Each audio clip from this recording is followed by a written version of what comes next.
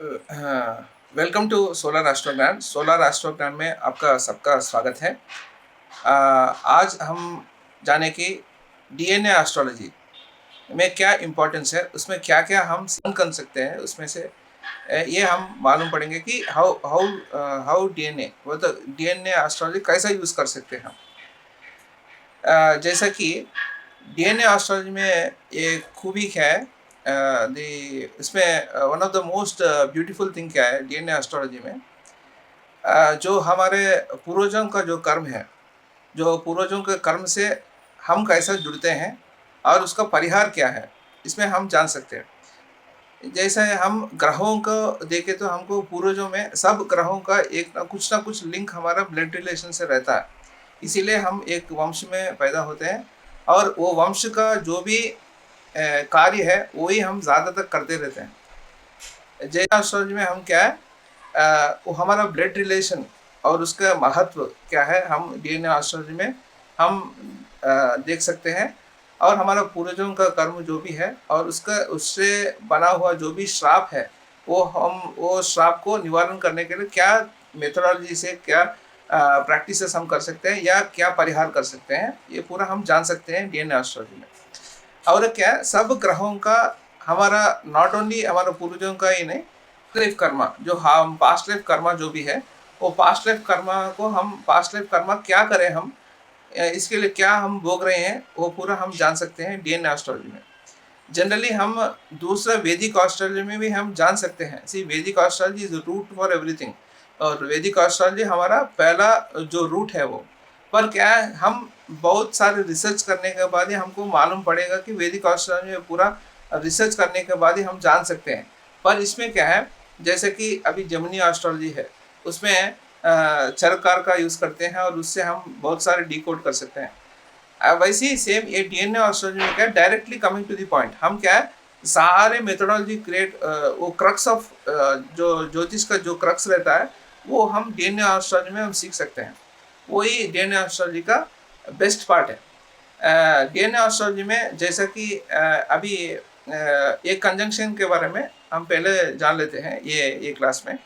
जैसा कि राहु जो है, वैदिक एस्ट्रोलॉजी में जो भी बोलते हैं ये इसमें ही वो भी हम जान सकते हैं। पर इसमें थोड़ा सा अलग चीज़ हम क्या जान सकते हैं, हमारा पेरेंटल जो कर्मा है, जो पेरेंटल का कर्मा रहता है वो पूरा हम राहु से जान सकते हैं। तो fatherly side relationship, fatherly side जो बुजुर्गों रहते हैं उन लोग का जो भी कर्मा है, हम राहु से हम पता लग जाता है हमको। राहु के जो कहाँ भी आपके चार्ट में राहु बैठा हुआ है, उधर parental Karma, like father side parental Karma उधर उधर बचा हुआ है और उसको कंप्लीट करने के लिए आप ये जन्म में आए हैं।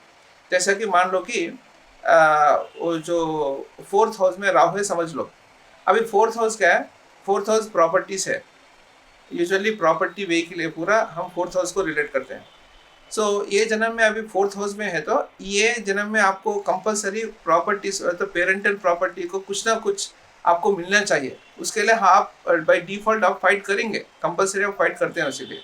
इसलिए आपको राहु ये जन्म में आपको फोर्थ हाउस में। और क्या मालूम कर सकते हैं, जो चौथा घर का जो भी सिग्निफिकेशंस है, चौथा घर क्या सिग्निफिकेंस क्या है, मदर है, वाहन है, हम जो भी हम प्रॉपर्टी हम भोग रहे हैं उसके लिए।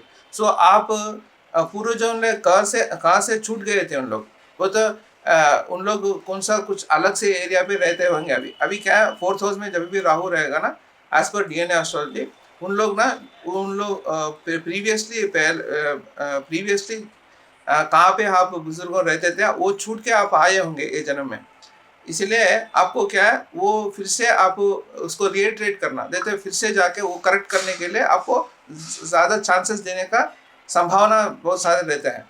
जब वो करेक्ट करते हैं ना आप, जब आपका लाइफ में मेजर समस्या छूट जाता है। ठीक है, ये डीएनए एस्ट्रोलॉजी में हम पता कर सकते हैं। और साथ ही साथ आपको फोर्थ हाउस का सिग्निफिकेशन हाउस क्या है, माता का संबंध। क्या आपको प्रीवियस लाइफ में जो भी आप माता से संबंध आपको कैसा है, वो आप कंप्लीट नहीं कर, वो तो you have not really enjoyed that. So ये जन्म में आपको मातृ प्रेम ज़्यादा मिलता है आपको।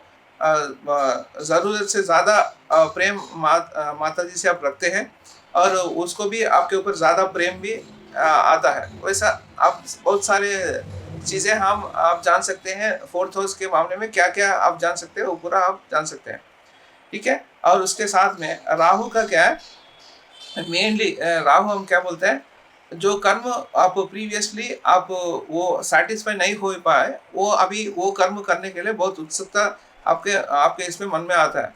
तो 4th हाउस का मामला में जो भी है, वो पूरा आपको अब वाहन से तृप्त नहीं रहते हैं। वाहन वाहन के मामले में बहुत सारे आप बहुत तड़पना और वाहन का प्रमाद आना, वाहन में कुछ समस्या है, वो तो lot of vehicles also you may change, ज़्यादा वाहन चेंज करते रहना, ये पूरा समस्या भी आपको आते रहता है।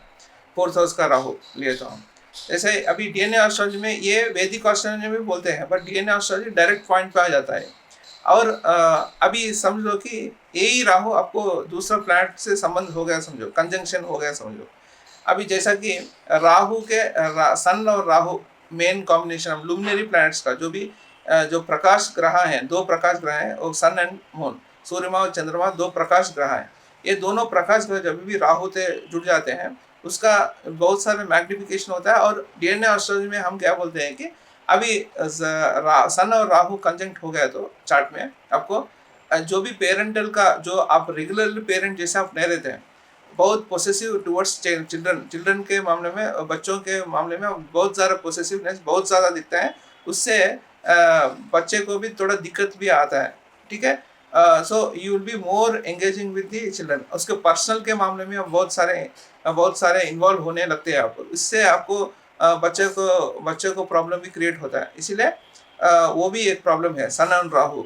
जैसा कि अभी मून और राहु समझ लो, आप क्या है, आप हाउस होल्ड आर्टिकल्स के ऊपर समझ लो, नहीं तो माता जी के ऊपर ज़्यादा आप ज़्यादा इन्वॉल्वमेंट रहते हैं, माँ को ज़्यादा ज़रूरत से ज़्यादा केयर रखते हैं आप, उससे आपको मेंटली थोड़ा हेल्थ इश्यूज आना और मानसिक तनाव आना, ऐसा भी आप देख सकते हैं, ठीक है? उसके साथ में क्या, प्रॉपर्टी के में बहुत सारे प्रॉपर्टीज अक्यूम करने के लिए आपको बहुत उत्सुकता रहता है, और आपको उसमें शांति भी नहीं मिलेगा। कितना भी प्रॉपर्टी आप कमा लो, उसको आपको शांति नहीं मिलेगा।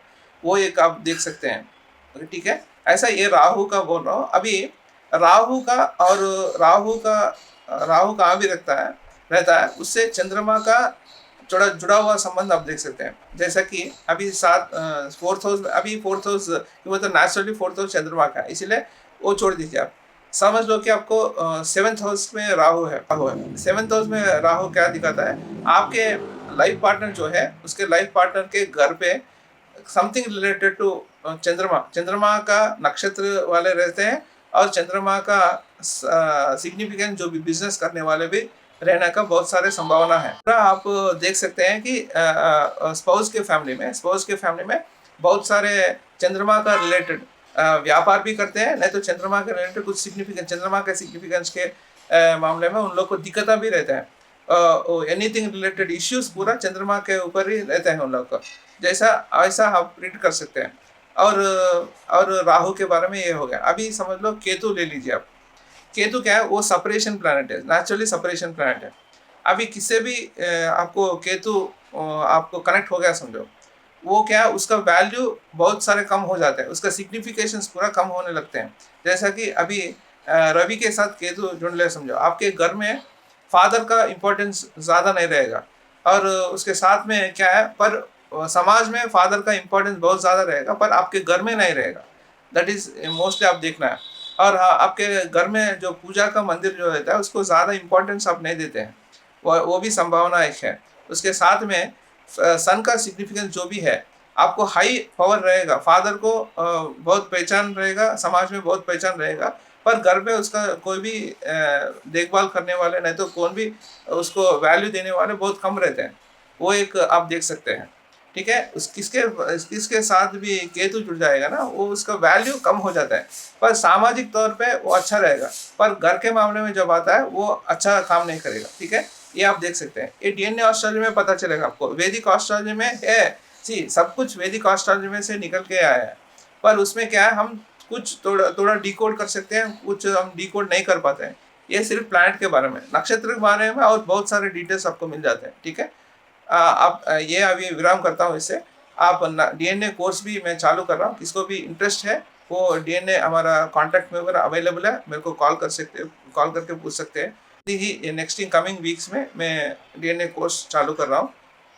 हिंदी में रहेगा वो, और उसके बाद में आपको इंग्लिश में भी मैं दूँगा। तो पहले तो मैं हिंदी में स्टार्ट कर रहा हूँ, ठीक है? नमस्कार।